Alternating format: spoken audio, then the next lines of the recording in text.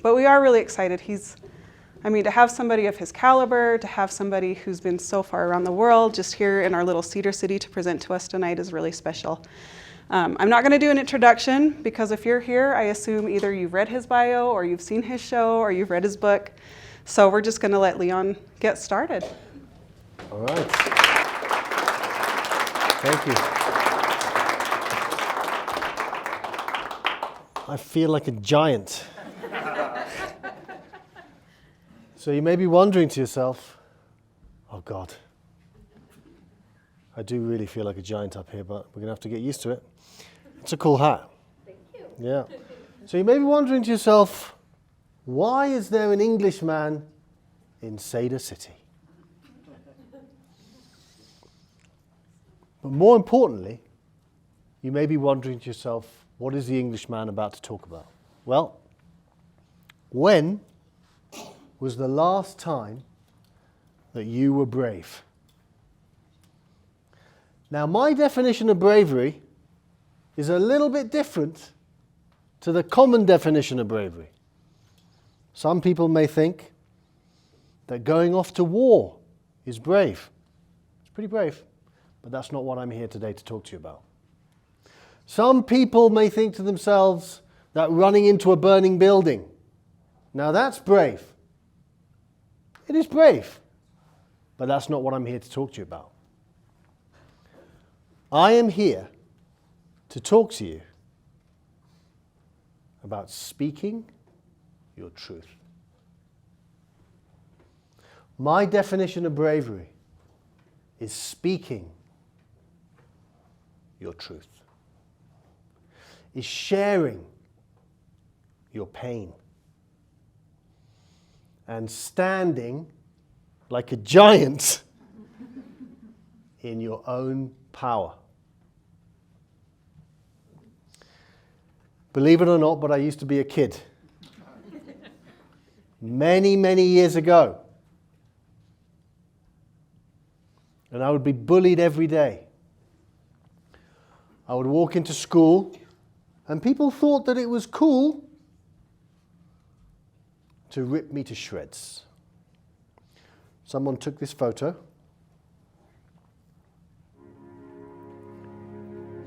photocopied it, put prison bars on it, wrote mean things, and put it all over the school. So why am I sharing that story? What's that got to do with bravery? Well, I told no one what was going on in here. And the truth is, there are a few kids here, but there are lots of big kids here. And things are going on in our lives that we don't share. We don't speak our truth. Some of us will never speak our truth. That day, I went to my mum and I made the decision to speak my truth. And I told her what was going on. And I said to her, you have to take me out of this school. I didn't know what she was going to do. Maybe she would say no. But something inside me needed the truth to come out. Exactly the same as something inside you needs the truth to come out. She ended up moving me out of the school. And at the end of that little chat, she said something to me that changed my life. She asked me one question. She said, what do you want? What do you want? And what she meant was, what did I want in my life? And as a 15-year-old kid, I said, I want to be a travel host, believe it or not. That's what I wanted. That was my truth. My truth was I was in pain, and my truth was I wanted to be a travel host. What do you want? What is your truth? Think about that. What is your truth?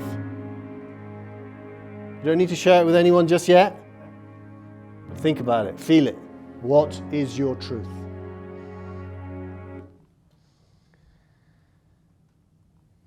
That was about 10 years later, I ended up in rehab. And I was sitting next to the biggest man I'd ever sat next to. And he was very mean looking. It turns out the guy was a Navy SEAL.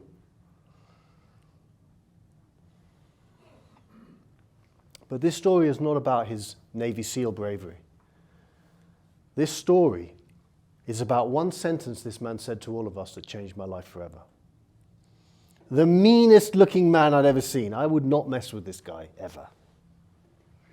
And at the end of the rehab, he turns around and he says, people think that I'm brave because I'm a Navy SEAL. But the truth is that we are all brave in this rehab right here, right now, because we are sharing our pain. We are speaking our truth. That is the truest act of bravery. A Navy SEAL, the scariest man I'd ever seen, had the heart of a lion. What did he do? He spoke his truth. Each and every one of you has a truth. Each and every one of you has a dream. The way you get there is by speaking it. People often say to me, Leon, how did you end up buying a vintage yellow motorbike, driving it from LA all the way around Earth back to LA with no money, no food, no gas, and no place to stay? And why did you name your motorbike Kindness One? Sort of like Air Force One, but a little bit yellower. The simple answer is that 15-year-old boy spoke his truth. That 25-year-old man in that rehab heard the words of the Navy SEAL. And this happened. The seeds of our greatness is in the speaking of truth, is in our bravery. People often say, Leon, tell me some stories from your journeys. I once met a homeless man on my trip from LA all the way around the world. I would go up to people in the street and I would say to them, can I stay in your house tonight? And they would say, no. But this guy, I asked him, can I stay in his house? And he turns around and he says, look, I'm really sorry, I'm homeless. About to walk off with my tail between my legs. And he turns around and he says, well, you know, hold on. If you want, you can stay with me tonight. I will feed you. I will protect you. And I will give you some clothes. Tony, my friend, how did all these adventures happen? He spoke my truth. He swam in the Ganges. Don't swim in the Ganges ever. It's really bad. Walked up mountains. Had all these amazing experiences because I knew what I wanted and I knew how to get there. Again, it is brave to go to war. It is brave to go into a burning building. But the bravest thing every single one of us can do in this room is to take what is inside us, that is in darkness because we're not sharing it, find someone who's safe and share it. Speak your truth. That is how this happened. I'm going to show you a quick video of my trip around the world.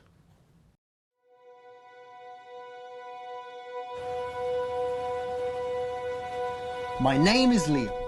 I was living an uninspiring life on Wall Street, sitting behind a slab of wood, crunching numbers. I decided that there must be more to life. Kindness One and I are about to embark on an epic journey. A journey powered solely by kindness. Can I live in your house tonight? Unfortunately, I don't have a house. I'm homeless right now. I take this blanket here. We want to put you up in a house, enroll you in some kind of certificate program where you can make your way again in life. So Willie, why the kindness, man? I don't know, it's just something I've always been raised with. How does Willie help your life? How does that make you feel? I feel like I'm out of the human race. We want to pay for you to go to England for your son's wedding. You're a joke. I'm absolutely not joking. That's an answer to prayer. Can I be cheeky and give you a kiss on the cheek goodbye? Oh, absolutely. I can turn the other cheek too. Okay. Are you a cowboy? Oh no! This is bad! I can't believe that I'm in the tunnel that saved the city of Sarajevo. Giving sight to the poor for free, it's beyond words. We will fund 100 surgeries.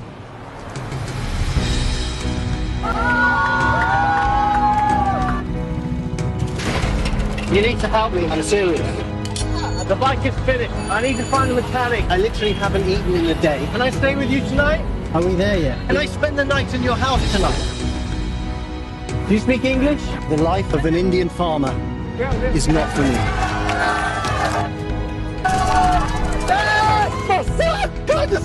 I'm gonna free you. We're missionaries. We would love to offer a place for you to stay tonight. Made it all the way from Hollywood on kindness. Staying with us tonight. Welcome. Our kindness to you. I would kiss you, but I Oh, no, you wouldn't. No, you wouldn't. But I would hug you. Good I would hug man. you. Good Thank man. We are going to build her a house. It's true. This is real. It's going to happen. This is like monumental. You go to school again? Yeah. Thank you. They say that giving is better than receiving, and in many ways that's true.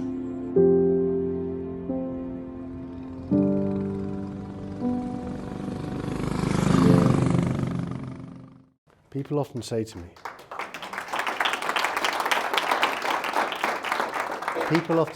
me, what did you learn on your journeys? I learned many things. But the greatest lesson I learnt is that we are all the same. Irrespective of colour, at the base of our humanity, irrespective of religion, at the base of our human spirit, we want to be seen, we want to be heard, and we want to be loved. There's a picture of me in India, in the slums of India, with my good friend Diru. A man that had nothing. And I remember once we ended up on the rooftops of the slums. He was telling me his life story. It might as well have been my own life story. The emotions, the feelings, the sadness, the joys, the happinesses. At base, we are all the same. And when we tap into our humanity and we share our truth,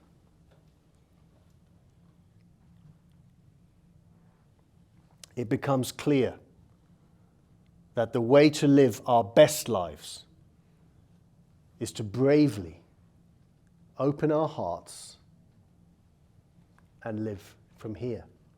Now, is what I'm saying easy? No. Because if it was easy, I wouldn't be giving a speech about it. A speech about how to sit down in a chair. Wow, what a great speech. Right? That was a joke. This is Nelson Mandela. He spent 27 years in prison. 27. And he had a choice, as we all do. He could choose to lead with his heart, or he could choose to take what happened to him and cause havoc with it and come from a place of hate. But he chose love. 27 years. I am not sitting here telling you that bravery, speaking your truth, following your dreams, sharing your pain, standing in your power is easy. It isn't. But if Nelson Mandela can spend 27 years in prison and then end up being the president of South Africa and pretty much single-handedly keeping that country together, 27 years in prison, then each and every one of us can do it too. And it all starts from speaking our truth. And a couple of years back, I did another television show, not The Kindness Diaries, and I found myself in a maximum security prison in Argentina. And I'm walking through the prison with the warden. We're doing some show. And I have this epiphany, and I say to him, "Warden, can you leave me in the cell for 27 minutes? Now, obviously, it's a symbolic thing. He left me in the prison cell for 27 minutes. And in those 27 minutes, it all started to make sense. I sat in that cell. And it was in that moment that I realized why I had become the man I had become.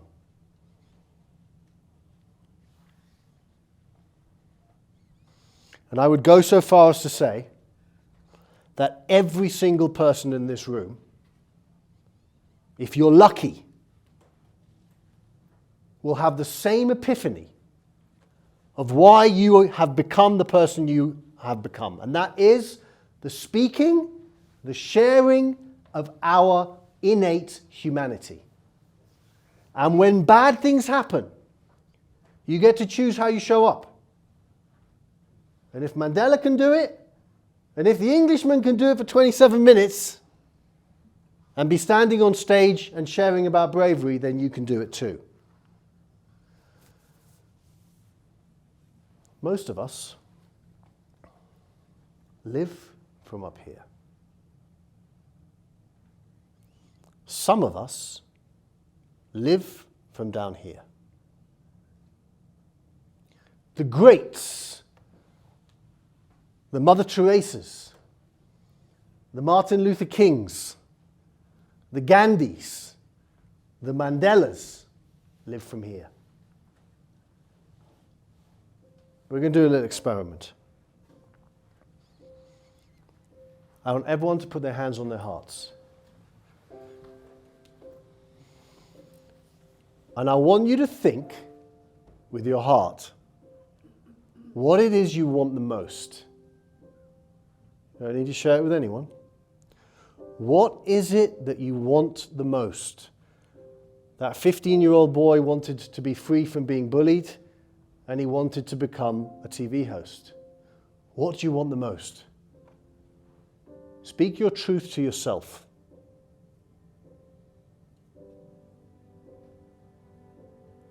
What do you want the most?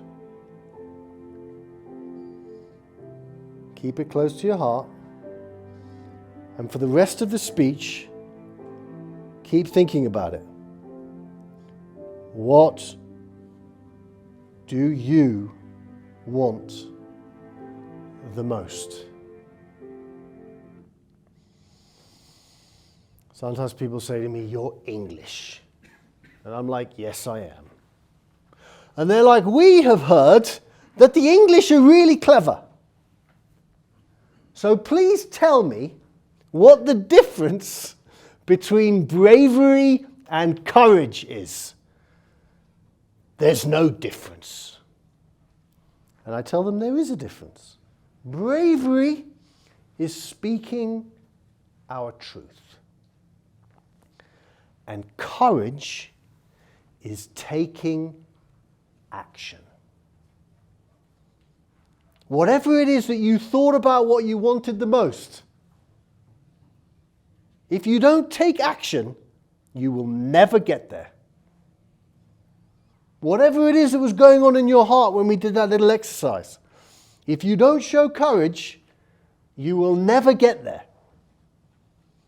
That is the difference between bravery and courage. This is where things get interesting. This is not a speech about bravery. What? How can it not be a speech about bravery? Have you gone insane? It's not even a speech about courage. Oh my God, give me back my money. This is a speech, ultimately, about being magnificent.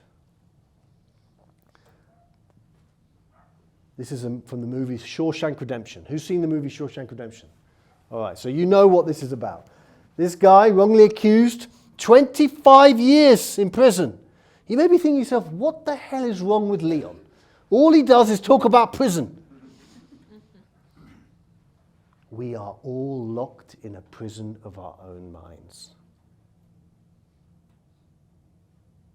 And the only way out is from here. And the starting ignition is to be brave by speaking your truth. He has just crawled through 500 yards of shit, pardon my language. Those of you who've watched the movie, you know how important this moment is. In order to be free, he is becoming magnificent, just like everyone in this room can be. This is not a speech about bravery. It's not a speech about courage. It's a speech about being magnificent. When I was a kid, I wasn't very good at math. But this is the bravery equation. Bravery, speaking your truth, plus courage, taking action, equals a magnificent life. That's the truth, right there.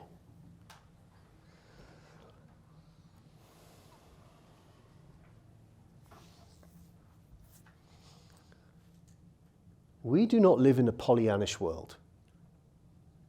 Sometimes there are people that do not want us to succeed. They do not want us to be magnificent. This is a chemistry report that I found a few years ago. I came last in class. I got 18% in my chemistry exam. 18%. It's not good. I'm surprised I got 18%, to be honest with you. I didn't listen to a single thing this man said the entire year. This is his reaction. Although he is no genius, which is a rather cunning way of saying Leon is a moron, right? Okay? Here is a man that didn't want me to become magnificent. And I would go so far as to say that everyone in this room has at least one person in their life that doesn't want them, doesn't want you to become magnificent.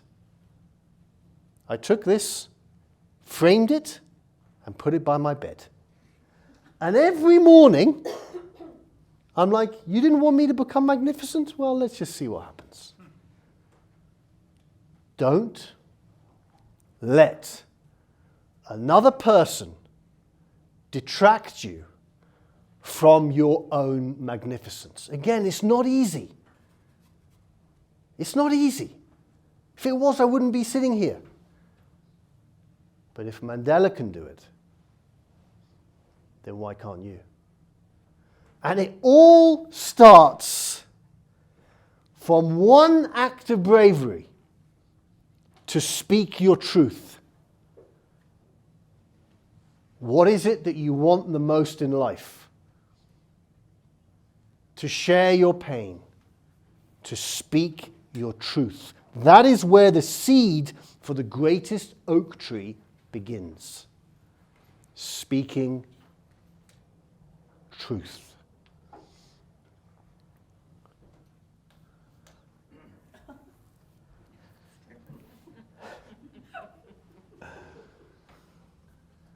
I am known, if any of you end up in Tanzania and you go to the hotel business center and you go to Google and you put in the kindness guy, whose face comes up? My face. I am known as the kindness guy. The kindest man in the world. I don't think my girlfriend would agree with that. Right? But my point is, if bravery is speaking your truth, which I believe it is, then what about speaking truth to ourselves? How many times do we lie to ourselves? Okay? So, I'm about to out myself. Are you ready? Are you guys filming? I'm kidding. It's fine. The kindness guy bullied his brother for years. Years. We must speak truth to ourselves. Because when we do, it frees us to be the magnificent human beings we deserve to be. We must speak truth to ourselves. And look, I get it. We live in a crazy world where sometimes it's not safe to speak our truth. It's not safe to share our pain. But surely you can find one person that it is safe to speak your truth. It is safe to share your pain. It is safe to stand in your power. If you actually take even half a percentage of what I am sharing today and you do something to change the direction of your life, just small little steps, everything will change.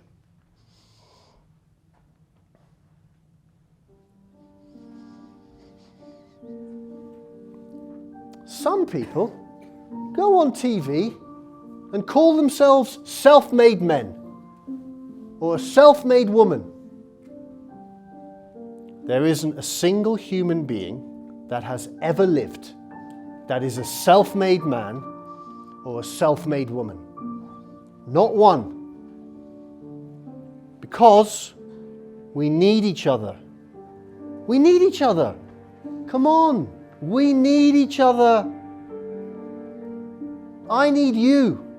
You need me. We can't do this alone.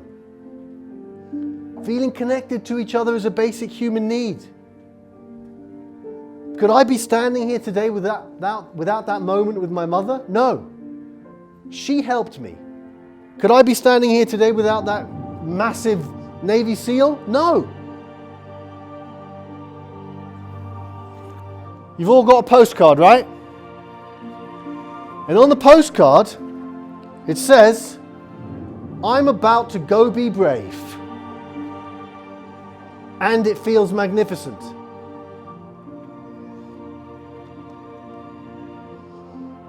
You have two choices with this postcard. One, you can throw it away. Or two, you can actually do what I'm suggesting on the back. When I asked you all to put your hands on your heart, I asked you to think about what it was that you truly wanted. What the truth was. What your truth was. So this is what we're going to do. The first bit of the homework, let's call it homework, is you're going to answer the question, what I want more than anything in the world is, whatever it is. Oh, I want to become a baker. Or I want to tell my partner that I don't want to be in this relationship anymore. You're going to speak your truth. You're going to write it down. That's the first thing. And I would suggest now you all think about that. If you had a pen, you don't have to write it down now. What would that be? What I want more than anything in the world is. The second thing, I'm going to burn my ships. What the hell is he talking about, burning ships? The conquistadors did a lot of bad things. One of the things they did, which wasn't necessarily bad, was when they came over the ocean, they burnt their ships so they couldn't turn back.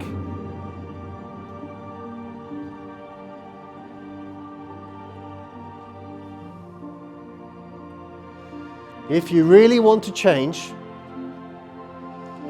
you're going to write down how you're going to burn your ships.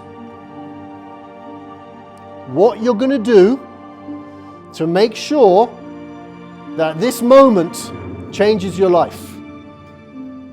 Someone once said to me, why did you bring a camera crew with you to do all these journeys? I was burning my ships.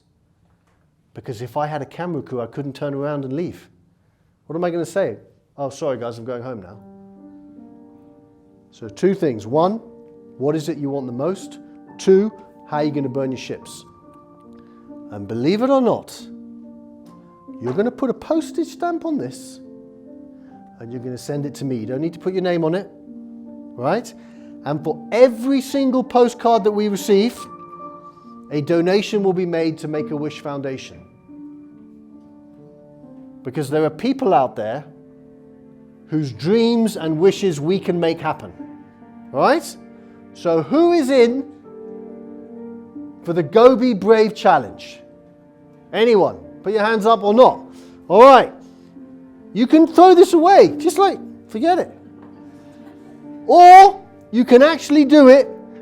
You can tell what you need to do, and you can burn your ships. It's up to you. You get to choose. The woman on the left is a Navy SEAL. What?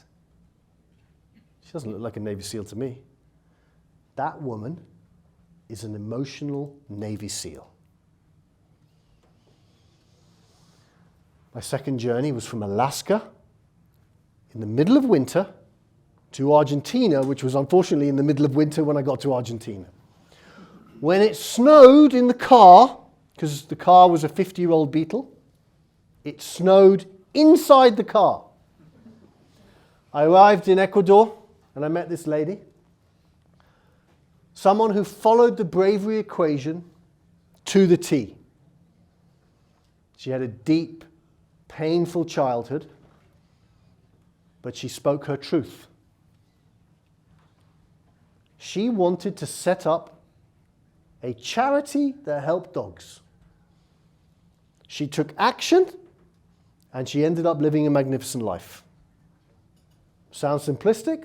I'm now going to prove it.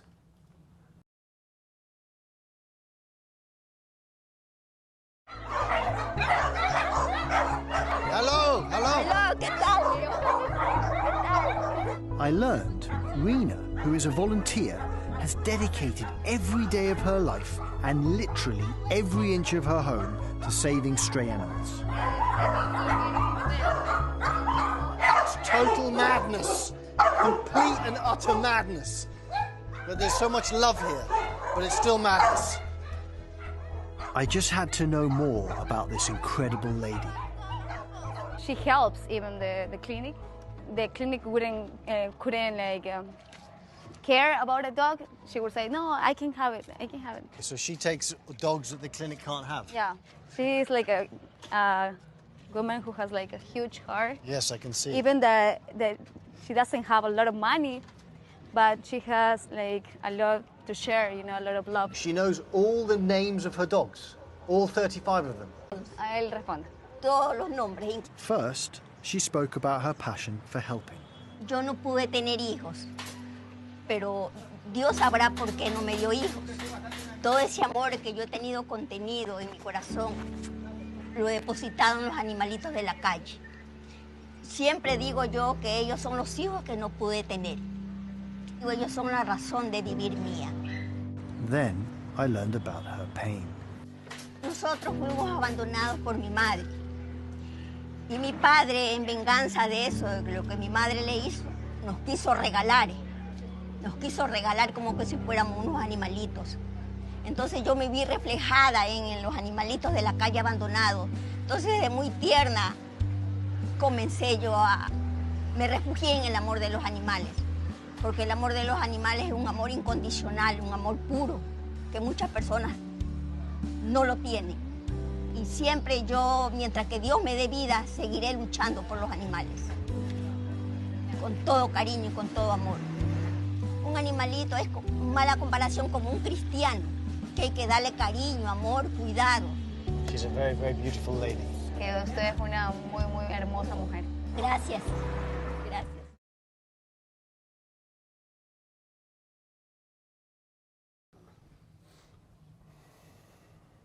I always wondered, how did Mandela actually do it?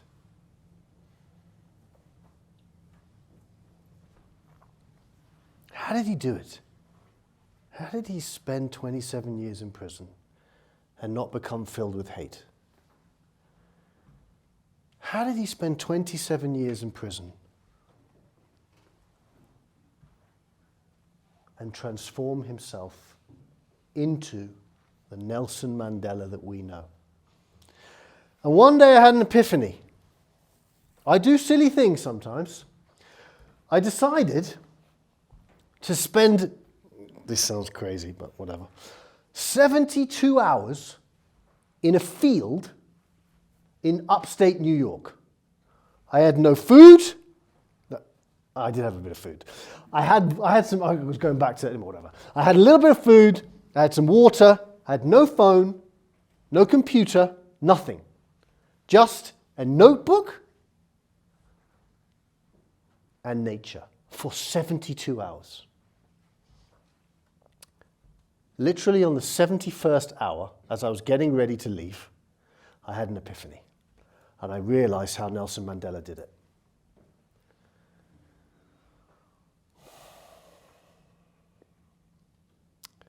Nelson Mandela did it two ways. First of all, the man transcended the madness of society and came directly from a place of love. But that wasn't enough. He also had a mission. He had a mission. And it was then that I created the bravery equation, which is simply that. You come from a place of love, you speak your truth. And you take that mission and that truth and you make it into something magnificent.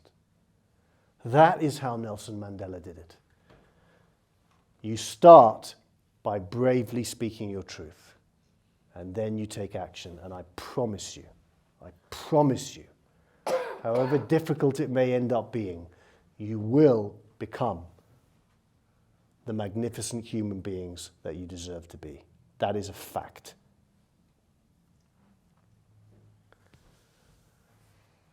One of the kids, come up. Okay. Come up. I want you to read that. We ask ourselves who am I to be brilliant, gorgeous, talented, fabulous? Actually, who are you not to be? Nelson Mandela. Nelson Mandela, stay here.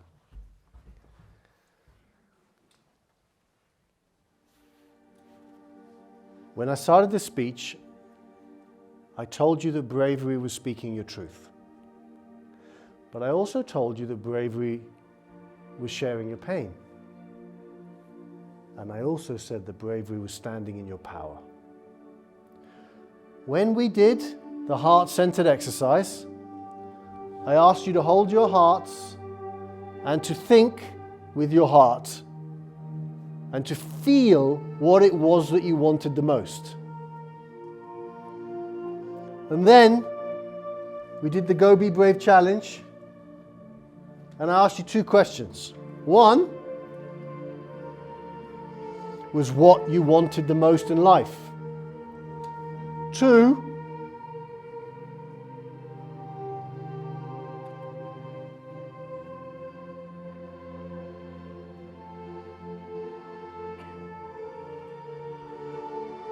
was to burn your ships. Now I'm going to ask you to stand in your power. Because when we stand in our power, everything changes. In order to start this little experiment, I need one person. You don't need to share what your desire is. You can if you want. I need one person to think what it is that you want. What do you want? And to stand up. One person. Okay. When we stand in our power, we remind others that it's okay for them to stand in their power. So I need one more person to stand up. You don't need to share what it is you want, but you can feel it. When we stand in our power, we say to ourselves that we have the rights to be magnificent. Our dreams are valuable. Who else wants to stand in their power?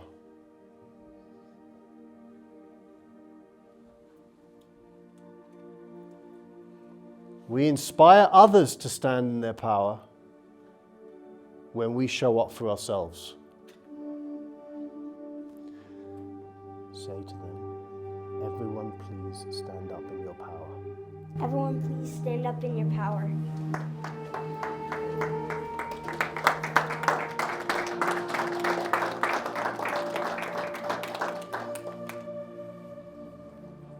It's better to live this way than to live lost in our own sadness.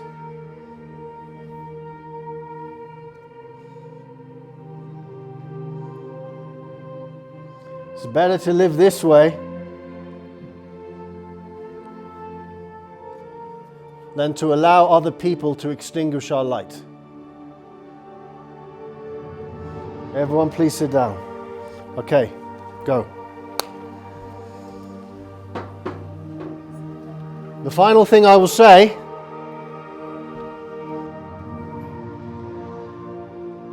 is that you get to choose.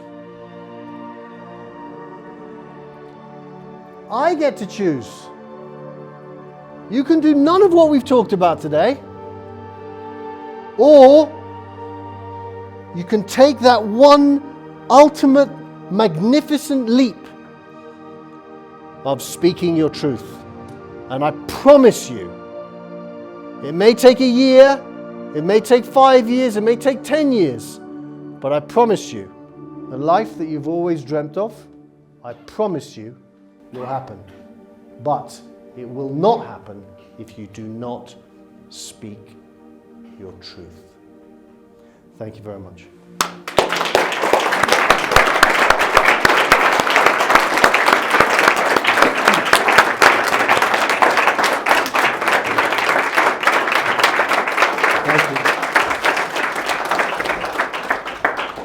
Leon, right. That was fantastic. Thank you so much. No worries. So I just have a couple of questions to ask, Sure. and then we'll open it up for some audience questions before we run out of time. Is that okay? Yeah. Okay, so the first thing I wanted to ask is, you started out by talking about finding your truth, but there are some people who know something's off, they know they want more, but they just cannot pinpoint what it is they really want. What would you say to those people who are struggling to find that truth? I would tell them to find one person and say exactly what you just said to them. Like, I know something isn't right. I don't know what it is. Can you be my truth buddy? And can I speak and share with you? And assuming that person is someone that you love and they're kind, blah, blah, they'll say yes. And you'll get to that place. Awareness is the first step. Yeah? Yeah. Awesome. Truth buddy. I love Truth that. buddy. I just made that up. Truth buddy. So you can use that in the future. Yeah, I can. Find your truth buddies. I probably will. Yeah. Awesome. Okay, we've heard a lot of inspirational stories tonight, some that have really touched us. I've seen some tears in the audience. I was wondering though, sometimes I imagine there are humorous situations you find yourself in. Can you share maybe a funny story? Humorous, funny stories. From the Kindness Diaries.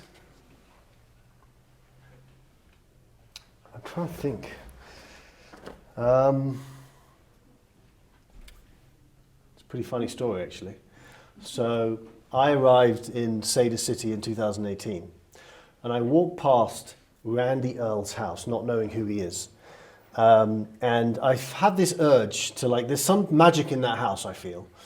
And I see this fine young lady mowing her lawn. No, you were, whatever you were doing.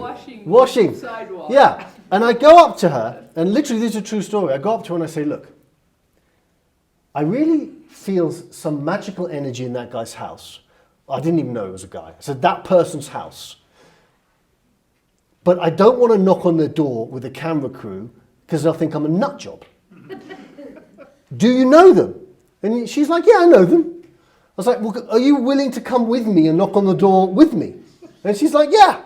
So we go and we knock on the door, and Randy comes. There's a nut job with me. Yeah, yeah. And we go and knock on the door, and Randy's like, what's going on? And we explain what's going on. And I end up staying with Randy and his family, and 5 years later we're still friends. And we become friends too. And that was kind of funny. That is kind of funny. And I have a hole in my sock. Oh. Bad. Anyway. So now going in the opposite direction, and you talked a lot about this. I think that the reason the world is so divided right now, and the reason people struggle to connect is based in fear a lot, right? We fear people who are different than us, and you talked about how at our core we're all the same. And some of the situations you found yourself in, like, people would consider those fairly dangerous. You talked about, the prison story and, and stuff like that. And I just wonder, how do you overcome fear in those situations that maybe are not typically considered safe, How do you find the bravery to engage with people and to just say, I'm just going to put it out there. I'm not going to be afraid. I won't be harmed, So I'll tell you a story. I've done a lot of traveling. A lot. And in about 1999, if my memory serves me correct, I went to Thailand. And I was with a friend. And has anyone been to Thailand? Okay. Do you guys know what a tuk-tuk is? A tuk-tuk is like a little taxi that a guy drives and you're in the back, right? And the tuk-tuk driver comes and, is speaking to me and my friend and says, I'd like to take you to location A. And I said to my friend, there's something not right about this. I said, let's not get into the tuk-tuk. And he's like, no, let's get in. And I said, my intuition is telling me there's something not right about this guy. And my friend said, no, let's get in. And in the end, I said, fine, let's go. And he ended up taking us to an opium den, right? Which I didn't ask to go to an opium den. There was clearly something not right about this guy. Now, my point is, my intuition told me, do not get into the tuk-tuk with this man. But I didn't listen. And that was a great lesson, because when my intuition tells me something, I listen to it. And that's why I feel safe. I don't feel fear. If my intuition tells me not to go down that road, I will not go down that road. My intuition told me to turn right. I was on the main boulevard of Cedar City, and my intuition said, turn right into the residential area. And my crew were like, what are you doing? You cannot just knock on someone's door. And I said, my intuition is telling me to turn right. So I turned right. I ended up meeting you, I ended up meeting them, and I ended up being here right now. Yeah? So my intuition, our intuition, is what guides me. And one way to get in touch with that intuition is to turn off your phone, turn off TikTok, turn off Instagram, turn off television, go into nature, be with what we were always supposed to be with, nature, and your intuition will come back. Travel, see the world, and your intuition will come back. How did they I've never understood how they managed to cross oceans 5,000 years ago. Partly they did it with their intuition, and we've lost that. We've lost that. And the way to get it back is, as I said, primarily go into nature. You know, if you wake up at 8 p.m., not 8 p.m., 8 a.m., wake up at 6 a.m. and go outside and hear the birds and feel the moon. Everything will change. That is fascinating and wonderful. What a cool way to live. Thank you. So we've got just a couple minutes left, and I'd like to open it up to the audience questions. Does anybody have a question they'd like to ask? So on your journeys on the show, do you follow up with some of those folks? You stay in touch with them? Yeah, absolutely. Some of them I do. Yeah.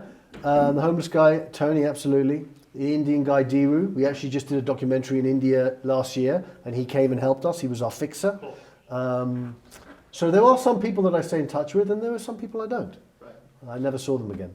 I don't know if you've seen the show, but in season 1, we gave this Montenegrin man a cow, literally a cow. I never saw him again, right? I don't know, maybe he didn't like the cow, but I never saw him again. Maybe he ate the cow. I never even thought about that. Maybe he bloody ate the cow. Shit. You know? All right. Yes. Oh. Yeah. Okay, you go first. Okay. You go next. Nelson Mandela obviously has a huge impact on you. It sounds like he's one of your biggest role models. Do you remember when you first learned or heard about him and how much of an impact that made on you? I do. He was released in 1990. And in 1990, I was 13 years old. And I remember watching him walk down the road with his wife, then wife, Winnie Mandela. And during the 80s, there was this big thing about freeing Mandela, right? Mandela. And when I saw him walk down that road, free, I was like, well, look, man, if he can do it, then so can I. Because even at that young age, I didn't feel free. And many of us don't feel free, right? And I made the mistake when I lived, I'm going to share this. Oh, no, it's being filmed. Doesn't matter. I made the mistake of getting a tattoo. Oh, God. I made the mistake of getting a tattoo. Oh, this is bad. I made the mistake of getting a tattoo on my lower back that said freedom. And that was partly inspired by him, right? Because he, again, no perfection. I'm not saying the man was perfect. There is no one who's perfect. But if he could free himself, then so can you. Okay, final question. If I'm supposing you're a very empathetic person, if you or someone you love is very empathetic, in so much that they take on other people's issues, so to speak, besides going out in nature, is there other ways that you ground yourself or be able to share that with others? Sure. I mean, one of the ways, of course, is to find other empathetic people and to commune with them, right? Because the language of empathy is a different language to what most people speak, okay? So if you're empathetic and you're speaking to someone who isn't empathetic, you're speaking different languages, right? So find someone who is empathetic and keep that person close, yeah? And then again, of course, it's the going into nature piece, but specifically, find someone who's empathetic, stay as close as you possibly can to them, and stay as far away as you possibly can from people who do not have any empathy. Yeah? To the best of your ability, because sometimes, of course, they're relatives or they're people who you work with, and you can't just ignore them, but stay as far away from them as you possibly can, and keep people who have empathy close. Okay? Right. Okay, well, that's all the time we have. We want to be sensitive to Leon's and the rest of your time tonight. Thank you so much for coming. We do these talks once a month, so we'd love to see you next month if you watch for that. But yeah, thank you so much. Yeah, no that was worries. incredible. It was beautiful. Thank you very much.